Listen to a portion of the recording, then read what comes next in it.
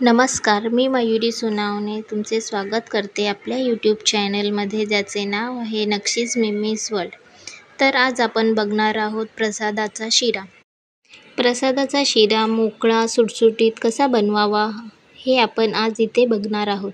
शिरा बनवण्यासाठी मी येथे जाड रवा घेतला आहे आणि तो मी तुपावर भाजून घेत आहे. शिरा बनवताना शक्यतो जाड रवाच वापरावा, जेणेकरून आपला शिरा जसा थंड होईल तसा तो चिकट होणार नाही आणि तो दाणेदारही होईल.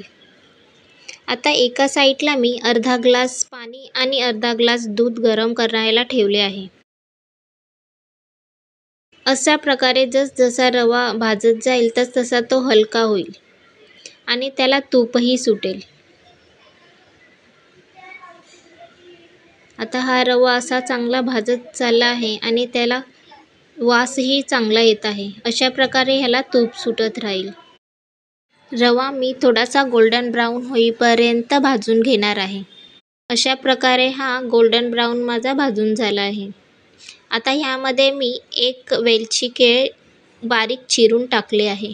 शक्यतो केळी ही रवा भाजत असतानाच त्यामध्ये टाकून घ्यावी, जेणेकरून ते तुपामध्ये चांगले भाजले जातात आणि त्याची एक चांगली चवही येते.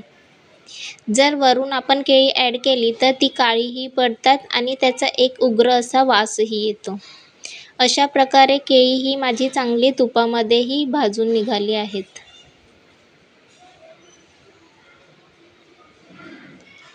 अशा प्रकारे रवाही चांगला भाजला आहे आणि हलका झाला आहे. आता ह्यामध्ये मी ड्रायफ्रूट्स ॲड करून घेते. ड्रायफ्रूट्समध्ये मी काजू, बदाम आणि चारोळे वापरले आहेत. तुमच्या आवडीनुसार तुम्हाला जे आवडेल ते तुम्ही ड्रायफ्रूट्स ह्यामध्ये ॲड करू शकता.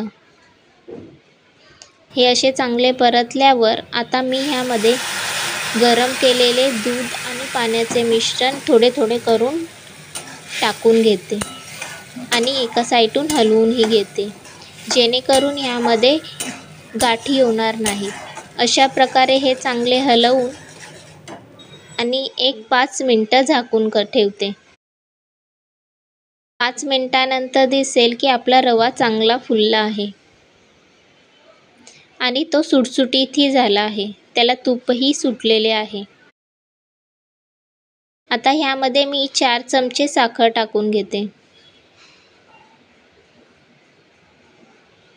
तुमच्या आवडीनुसार तुम्ही ह्यामध्ये साखरेचे प्रमाण कमी जास्त करू शकता. साखर नंतर टाकल्यामुळे शिरा जसजसा थंड होतो तसा तो चिकट लागणार नाही. आता ह्यामध्ये एक अर्धा चमचा वेलची पूड ॲड करून घेऊया आणि परतवून घेऊया.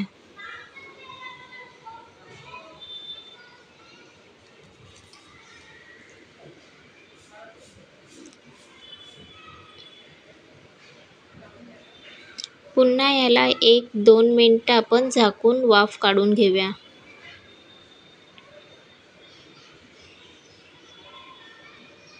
दोन मिनिटांनंतर तयार झाला आहे आपला असा सुटसुटीत दाणेदार प्रसादाचा शिरा. जर तुम्हाला माझ्या रेसिपीज अशा आवडत असतील तर माझ्या चॅनलला लाईक, सबस्क्राईब आणि शेअर करायला विसरू नका. धन्यवाद.